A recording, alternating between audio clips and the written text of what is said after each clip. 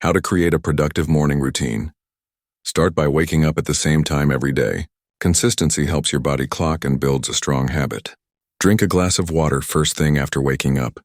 This helps to rehydrate your body and wake up your system. Take 5 minutes to stretch or do light exercises. This improves blood flow and energy for the day. Avoid checking your phone or social media right after waking up.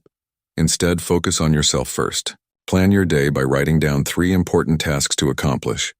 This keeps your mind focused and organized.